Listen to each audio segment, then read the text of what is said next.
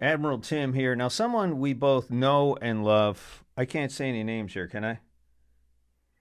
Let's just say this person is a little older and it's his or her first cruise.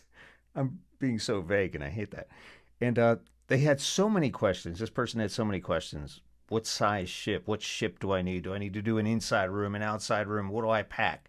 So I wanted to cover all this. I thought this would be a great idea to make a video. So we decided to make a video for seniors doing their first cruise.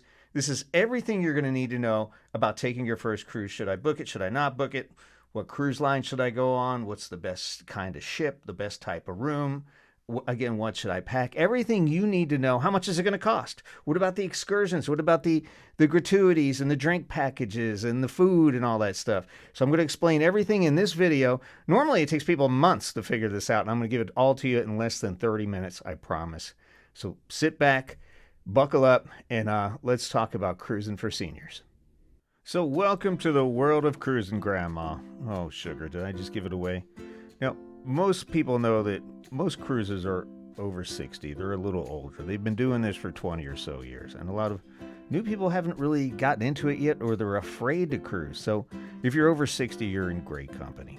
Now, again, first-time cruisers usually spend months researching this information, but I'm going to cut that time down to just a little bit here. You'll know everything you need to know in this video. You'll have very few questions when we're done this. So we're looking at a cruise around Hawaii here, but most of this information will apply to any new cruiser. So let's keep going.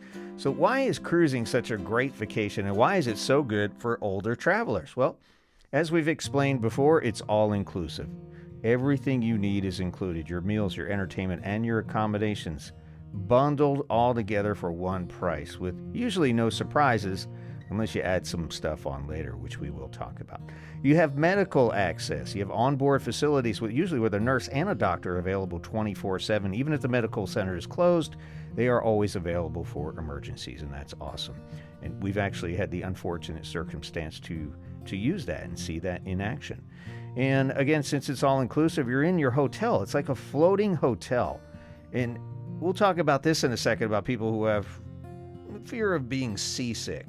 Most of these ships, it doesn't even feel like you're moving. It feels like you're sitting in a hotel, like you're sitting in a Marriott. And you don't even know you're on the ocean. It's really incredible. And of course, there's social opportunities. You can meet fellow travelers. And maybe some people make lifelong friends. I know we've made a couple of them. Choosing the right cruise line. So we get this question, which cruise line should I choose? Now, you probably heard of Holland America at Oceania, or however you say that, Viking. You can tell I've never cruised on any of those because I can't even pronounce them. Holland America kind of skews a little older. The average age exceeds 65 from what we've heard. Now, they offer what's called refined experiences with educational programs and class entertainment. Basically, they roll up the carpet before 9 p.m. and everyone goes to bed. Not much nightlife on these ships. Now, there are some night shows, and there's some dances and stuff you can do. If you don't like to sleep, there's always something to do on these ships, but usually not as energetic as the other mass market options like your Royal Caribbean, Norwegian, Princess, and MSC. More affordable, diverse activities with a much broader age range. Now, they usually have larger ships, so larger passenger counts and more people, but they usually all maintain quality service. Carnival and Virgin, probably not a great idea for older people. I'd say Carnival is probably skewing a little too young, probably youngest out of all of them. That's not to say there aren't older people who enjoy Carnival, because there are. And Virgin might be a little too open-minded, especially for our super conservative friends. They kind of go a little over the edge in their entertainment. And I thought it's hilarious. We did one. We have a video on this channel, but a lot of people may not share that same appreciation. And there are the luxury experiences like your Silver Sea, your Seabourn, Regent Seven Seas. Again, we haven't been on those yet. Looking at those, and they have a higher staff to guest ratio, which means better service. And then there's some cruise lines that offer suite areas, independent suite areas where you're kind of isolated from what we call the Gen Pop. Something like the MSC Yacht Club, which we have a lot of experience. It's our favorite cruise experience, really, the Yacht Club with MSC cruises. And it's kind of similar to the luxury experiences. So it's nice if you want to get away from the Gen Pop, there is a way for you to do that. Of course, you're going to pay a little more for that. Now, choosing the right ship, here's the question. Now, we figured out we're going to narrow down our ship, and we'll talk about that, which one we're actually going to go with Norwegian on this one, and I'll tell you why in a little bit. The ship age. Well, newer ships usually have better accessibility features for people who have problems getting around, more modern amenities, and stabilizers, which means it keeps the ship a little more stable. Usually they're bigger, and the bigger the ship is, the less motion you're going to feel on the ocean. So the newer ships do have a lot of advantages. Ship size, again, larger ships don't sway as much as smaller ships, and the newer ships have something called stabilizers. I think a lot of the older ones have it too, but the new ones, they've really nailed this technology, which keeps it from swaying. It actually puts little floats in the water and levels out the boat. It's pretty cool technology. Gangway access, how you get on and off the ship. The steepness can vary by port and by ship, so it really depends on what level you get off. The newer ships you can get off on like levels 5, 6, or 4, and it makes it a little more flat when you get off. Otherwise, you may have a steep staircase, as we saw in Iceland on a new ship, actually, on Norwegian Prima. That was a really daunting stairway to get all the way up to the top of that ship. It was really interesting in the port in Reykjavik in Iceland. So, but usually it's pretty good. The staff assistance usually available, but it can be challenging for people with limited mobility. And some destinations have tender ports, meaning that they bring you into the port on a ship, on a small boat, and it may be a little difficult for some people with mobility issues to get aboard those tenders and or off them at the port. Now, finding an ideal itinerary. And we recommend people do a short cruise, 3 to 5 day, to figure out if cruising is for you. Can you be locked up in this hotel for 3 to 5 days? Are you going to be able to handle the sea, the motion of the sea? And again, I used to have problems with motion sickness, and it's kind of gone away for me. It's weird, but there is medication. There's something called a patch, which is great, and it alleviates a lot of that seasickness. Some people can't handle the side effects, and we have a video on that as well. But a short cruise is probably better to see if cruising is for you. There's the port balance. You got to consider the mix of days at sea versus in port. Me personally, I'm a very energetic person. I like to keep busy. So sea days where everyone's relaxing, they drive me nuts. I mean, I'm just running around this ship. All right, I've seen it all. What am I going to do now? There's only so many bingo games or trivia games you can play, and I start to get bored. But some people like that. It's a good time to sit back. You can kick back in your room or find a nice public place, a quiet spot, and read a book or something. So a lot of people enjoy those sea days.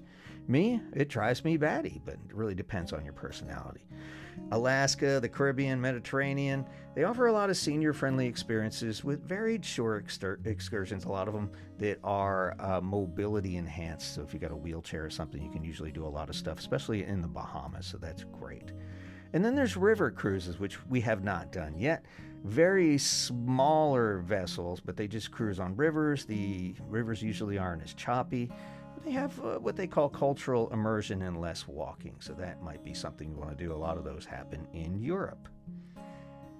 Now, the question of which cabin. You decided you're going to book a cruise. You figured out what cruise line, which ship you're going to go on, how big is the ship, whatever.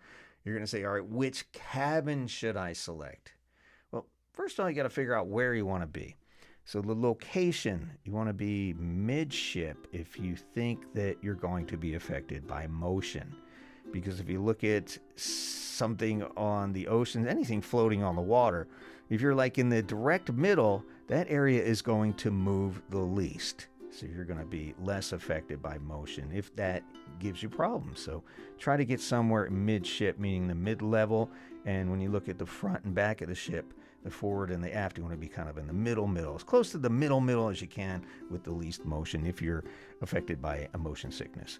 The deck levels, again, the lower decks, you're going to get better stability, but not as great views. And the views can be spectacular in some of these ports, so keep that in mind. Should you get a balcony, or should you settle for an inside room or a room with a window? I don't know. For me, I like to see the horizon. And if it's your first cruise, it's probably a good idea that you can see it too, just in case. So a balcony affords you an open door. So if you do have to hurl, you could all over the side of the ship. That doesn't happen much, but you can go outside, and a lot of people who are affected by motion sickness can go outside and they stare at the horizon and they get the fresh air, fresh salt air. It makes them feel a little better. So it's nice to have that option, because once you book a room, you can't change it once you're on the ship. unless you get in trouble and they lock you in an inside room. And that's usually not a bad idea. And does size matter to you? You can get a small interior room, which is really small. We're talking like a box. You really have a hard time walking around the bed. You can get a balcony, which is going to give you a little bit more room. And you can go all the way up to a suite, which is kind of like a full apartment in some cases. The yacht club suites have a lot of room to walk around.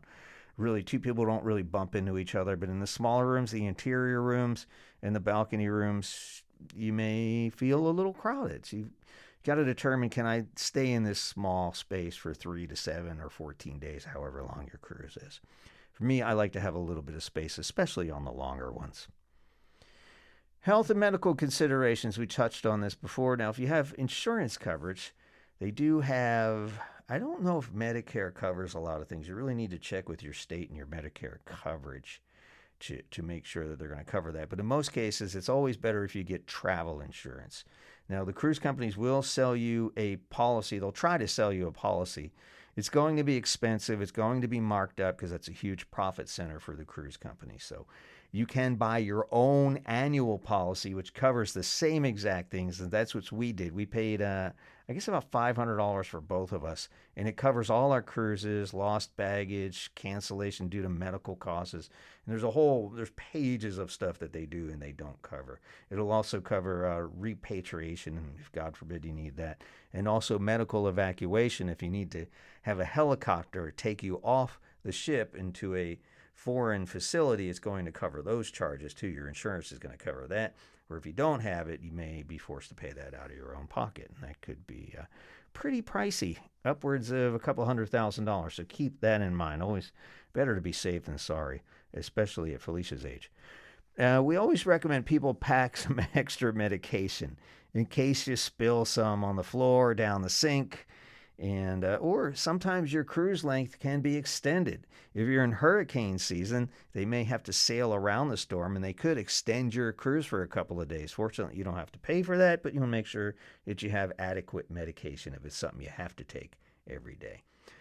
There's some other recommendations. Carry a doctor's letter for injectable or liquid meds and bring the prescriptions in their original bottles instead of a pill case, just in case there's something heavy duty and you get any questions. It never happens, but you never know, right? Ship doctors on board, the onboard medical facilities, one of those things that's going to be covered by travel or cruise insurance. If you decide to self-pay, it could be $200 to $500 or more per visit, depending if you need x-rays, if God forbid you break a bone or something more serious. And shore excursions here, only 30 to 40% of them are wheelchair accessible, so research those options before booking, and all that information is available on the cruise line's website. How about dining and dietary needs? If you have special diets, you should notify the cruise line in advance, and hopefully they will accommodate you. We're talking gluten-free stuff, or if you have sugar problems or allergies, let them know. They're really good about allergies. Most of the waiters will now ask you if you have food allergies before they serve you dinner or any meal. So that's great that they're really up on these things now. So they're aware that these things exist, and they do accommodate them very well. You can choose traditional fixed times or flexible dining, or you can opt for specialty dining. Specialty dining is an additional charge not included in your cruise fare, but there's some really interesting restaurants. The ship we were just on had a Greek restaurant and a Mediterranean Italian restaurant, and there's always the hibachi, the Japanese tables, and these ships have a wide variety of things you can choose from. You can just opt to do the main dining room or the buffet, which is included in all ships, or you can do specialty dining for a few extra bucks if you want to try something different. And there's always room service. Sometimes you get charged for it, sometimes you don't. It's usually available 24/7 or most of the day and into the night as well. So you'll always have something to eat. You won't go hungry on these ships. Now, budgeting. People ask us, how much is a cruise going to cost us? And right here, somewhere between $2,000 and $5,000 if you don't go crazy for a typical 7-day cruise, and that's per person. You can go lower than that if you find a group rate. through a travel agent, you can get spectacular deal. I've seen people do cruises, a 7-day cruise for under $1,000 with a group rate off season. So that's possible too. Or you can spend a whole bunch more. If you want to do a suite, you can spend upwards of $30,000 a person, whatever you want to do there. But the average somewhere between $2,000 to $5,000. We'll show you. Ours comes right about in the middle there. Then there's these things called, well, they're called daily gratuities, but some ships call them service charges. These on most ships are optional. They will try to hit you over the head with this and try to throw a guilt trip on you and say, hey, if you don't pay these, our people from the Philippines and who are the dishwashers aren't going to eat. They won't be able to send money home to their families. We have a video that explains what happens to that, and it doesn't necessarily go to those people in the back you don't see, and it's kind of upsetting. I feel very misled, and there's a link to that video here that tells a little more about what's going on there. So take a look at that before you decide to do. You can always have them remove this from your room. Just don't pay them in advance. Most people like to pay it in advance so they don't get stuck with any sneaky charges, because they will add these to your room, but you can always go to customer service and say, hey, remove these. I'm going to tip in cash. And that appears to be the better way to do it.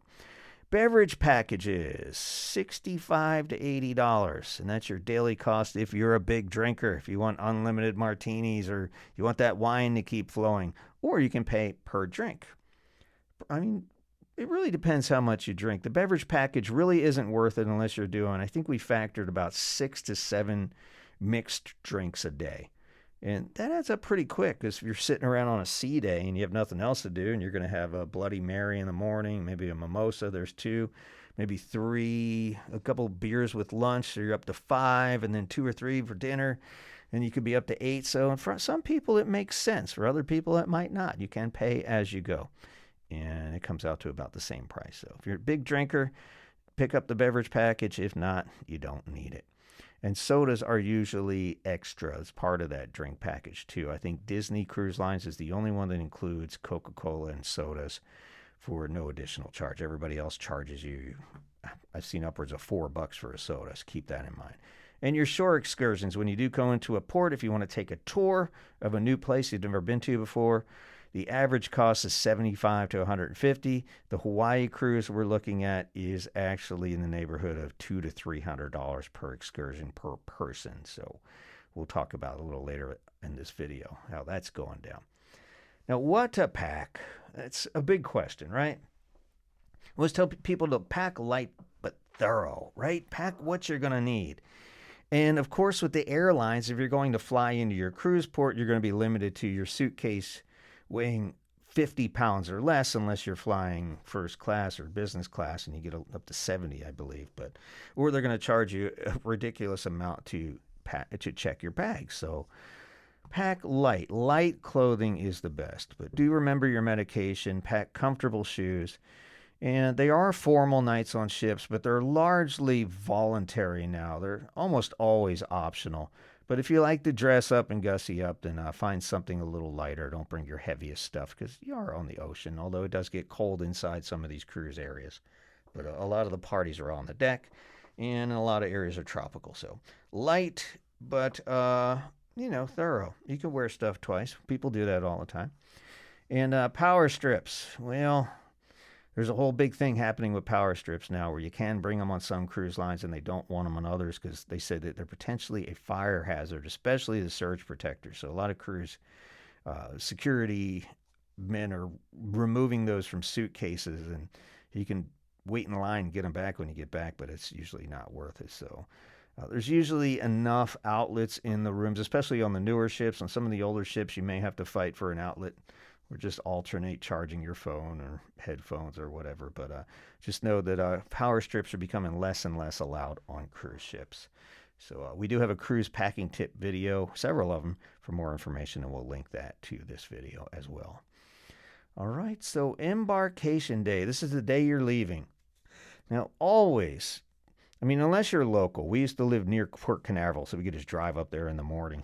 Even if there was a traffic jam or an accident, it was only going to back us up an hour. We're still going to make our cruise. But if you're flying in from a different city and your plane gets delayed or canceled, they're not going to wait for you. So it's always best to book that flight a day, even 2 days early, and see some of that town and hang out for a little bit to make sure you're there when your cruise leaves, because, again, they will not wait for you.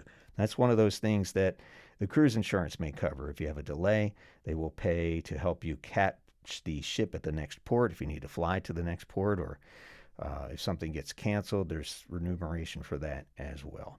So always get in early, at least a day early, to avoid any potential travel delays. And boarding time, everybody wants to get on the ship first because these people with the drink package, their drink package starts as soon as they get on the ship. So they're pounding. Man, they're on there like 10:30, 11 in the morning. They're pounding drinks. And it happens. It's crazy. It's 5 o'clock somewhere. It's always 5 o'clock on these cruise ships. But we found it's better to board later, usually an hour or two before the ship closes its doors. And there's not a lot of people there. Everybody's on already. So you just walk on very casually, very slowly. Nobody running up your back. So that's nice too. So boarding later usually avoids crowds. There is always special assistance. Now, I did see something on my last cruise kind of disturbing. It was the MSC World America. There was a woman in a wheelchair, and they were wheeling her up, and they actually let her wheelchair fall backwards.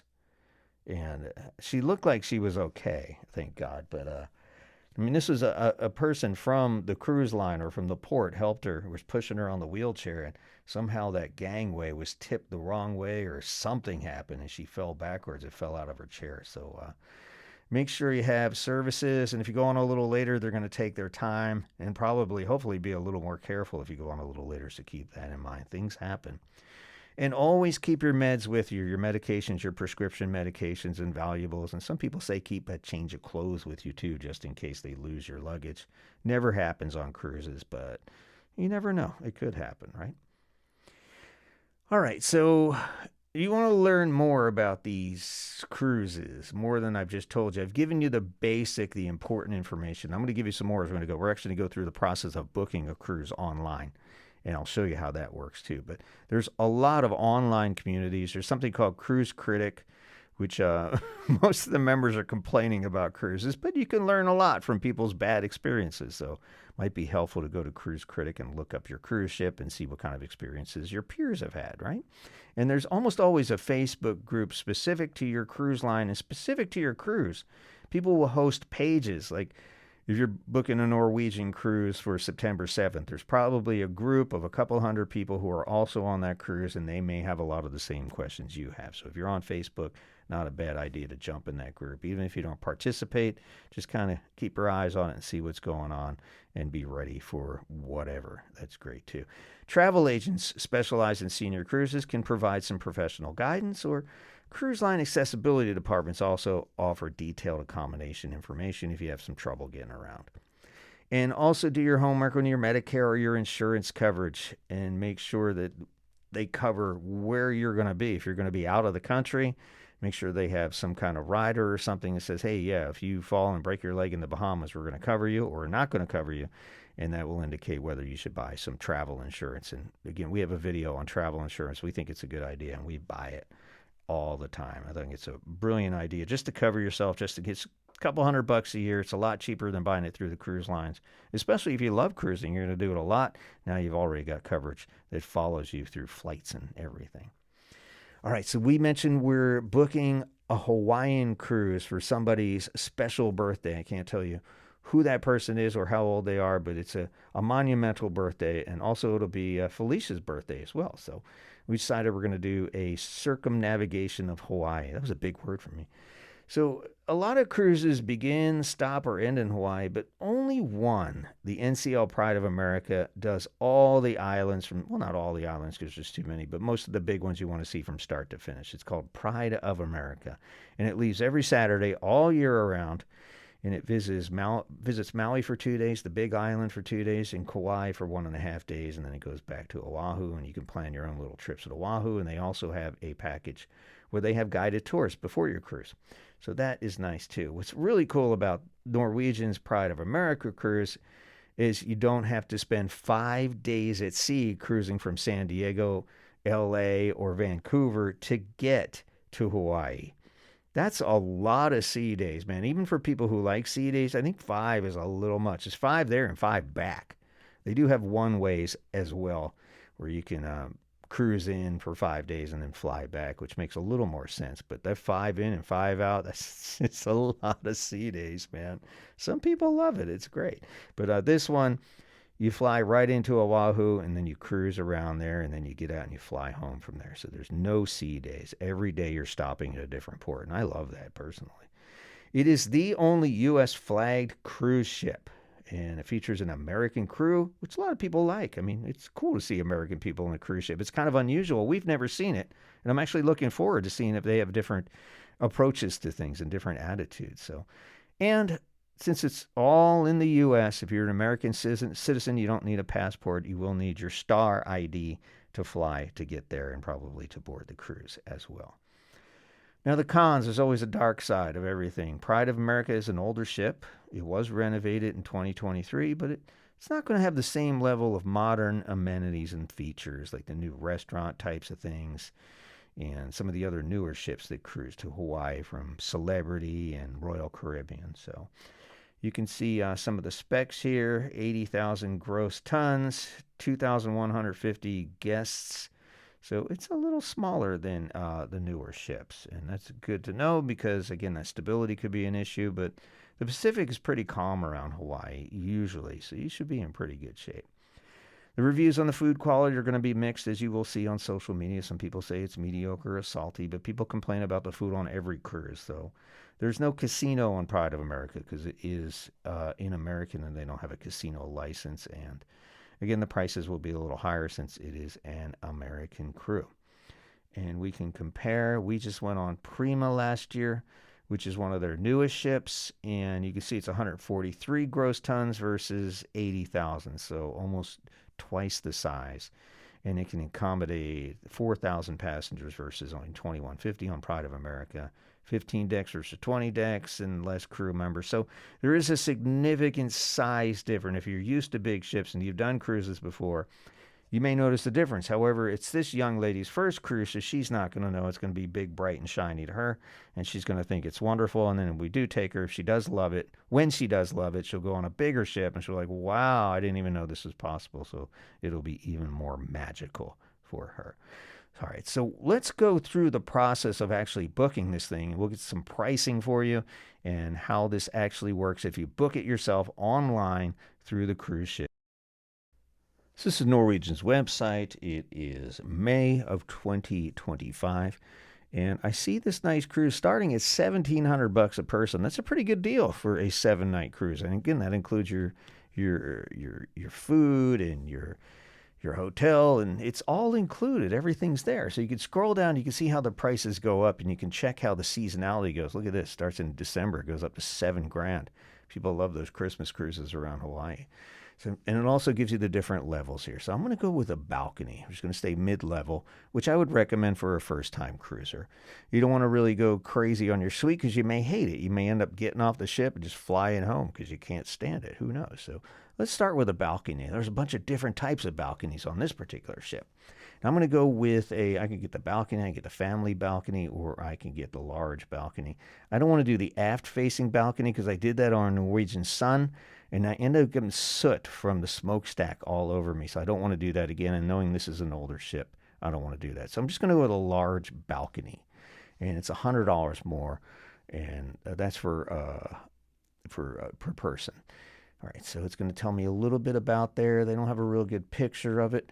Now, they'll assign one for me, or I can just choose it myself. And I prefer choosing it myself. And it doesn't matter which side of the ship you're on. You're going to be in Hawaii, so everything you're looking at is going to be beautiful. Sometimes looking at the ocean is prettier than looking at the port. Some of the ports are industrial. So I can pick the deck. Remember, we want to stay in the center of the ship, and 8 looks like it's smack dab in the middle of the ship, and there's a lot of amenities there, so that's great. And these are the rooms that are available. And I don't want to go all the way up the front. I want to be as close to the middle of the ship as I can. So if I go on the right side, I'm going to see 80/30. And it looks like it's a little bit bigger. So I'm going to go ahead and choose that room, and it's going to give me the price. And I just click on select and everything I need to do. Now I could do more at sea, or I could do more offers. And we will talk about that in a second. We'll see how the price changes. And I click on that, and it locks in that room temporarily. So now I've got that room reserved for me for about 15 minutes. And now I can do more at sea. It says, hey, there's going to give me some open bar. They're going to give me some specialty dining, a $50 excursion credit. That's actually a really good deal, but it's $39 a day per person. So, but if you're going to do an excursion every day, which you probably will, it makes sense. So if I do this, it's going to change my price to $76.93 for myself and Felicia. But if I just do the cruise only and I pay for all that stuff a la carte, it's going to go down to $7,100. But in this case, it may make sense. I'm going to want the faster internet personally. I'm probably going to want the drink package. And I'm going to probably want to do specialty restaurants as well.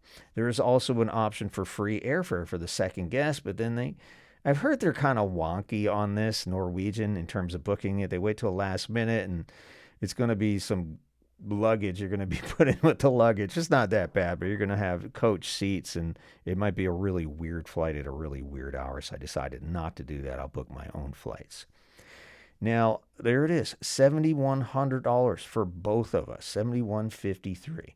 Now, here's the prepaid service charges we talked about here. I don't do prepaid service charges because I'm convinced they don't get to where they're telling me they're going to go. I want to tip the people I interact with in cash. I want to reward them with that $291. I want to hand it to somebody and let them do what they want to do with it because they all have guaranteed contracts, and we explain all that in the video. Here's your insurance options. You can buy Norwegian Care for $643.76. Just for this cruise. It just covers this cruise. That's it. I have a policy for an entire year that cost me just over $500, so it makes a lot more sense, and it covers the same exact stuff they do there. So I'm going to say no. I'm willing to take the risk because I have my own insurance, and then I got to pop my own second passenger in there, date of birth, and all that fun stuff. Again, no passports required, which is nice since it is an all-American cruise. Now, more hidden costs, something called excursions. In addition to the airfare, which is going to be pretty pricey getting you to Hawaii to start your cruise, there are excursions available at every port.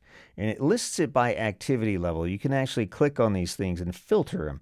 Level 1 is just being able to walk. Here it is, just walk on relatively level terrain. So that's if you have mobility issues, that's the one you're going to pick. Or there's level 2. It's got a little bit of more light activity, walking up hills or cobblestone streets, climbing stairs. And level 3 is just insane swimming and whatever you need to do there. And you can see these prices are per person. They can get a little heavy, especially with the Hawaii ones. If you want to do snorkeling trips, they're going to be in the neighborhood of $200 to $300 per person per excursion. The luau itself is $200, but if you're in Hawaii, you got to do a luau. If you click on more details, you can view a video and some information about the luau, and you got to do one. You got to do one. I've done a couple of them before. I don't need to do it, but the people I'm traveling with have never done a luau, like a legitimate luau, and these are really cool in Hawaii, I have to admit. And these are additional fees, so you're going to run into those. You need to budget for those, $200 per person per excursion. So you're going to have at least one excursion per day, and if you're really careful, you can pack in 2 on some of these islands. So keep that in mind and budget for that stuff. There's a lot of things here in this particular list that are not in Hawaii, but you can sort it. Bora Bora, we're not going there, so I don't need to book that. But you'll only be able to book what is applicable to your cruise and your location, and it will filter it for you automatically, and you will reserve that when you get a little bit closer to your cruise. Now, if you do plan to do excursions in Hawaii, I mean, you could just get off at the cruise port and walk around if you want to do that, but you're going to miss a lot of stuff. I mean, there's a lot of amazing things to see in Hawaii, so you probably want to book a bunch of these. So that More at Sea deal we talked about a little while ago, it gives you a $50 credit towards each one of these excursions. So if you add that up, that's $50 a day, and you subtract that and do a little funny math. Now you've got the drink package, you've got the advanced Wi-Fi, and you've got that $50 excursion credit. So it kind of adds up. So you really need to do the math to see if that More at Sea works out for you. Look at that, just over 30 minutes. And now you've got a ton of information. You kind of know what kind of ship you should be on, what cruise line you should be on, what type of room you should book, all about excursions, the gratuities, what the cruise is going to cover, what it's not going to cover, about how much it's going to cost. So you've got a ton of information where you can start doing your homework now, and hopefully it makes a little bit more sense to you. And it's going to make more sense to the person that's taking their first cruise that I can't mention their name here. And explains this all. Of course, we do have, there's a ton more to know. And this is just the beginning of your research. But now you know what to ask, and you've got a little bit more of a foundation to build upon. You can put your questions down in the comments below and hit that like and subscribe and share too if you have other people who are thinking about cruising. Somebody's really on that fence, deciding, yeah, I'd really like to cruise. I heard a lot of great things about it, but I don't know if I want to do it. Hopefully, this video will push them over into your court and they will do it with you, because it really is a fabulous way to do it. It's really the best value on any vacation, in my opinion. My name's Admiral Tim. Thank you for watching. We'll see you on the 7 Seas.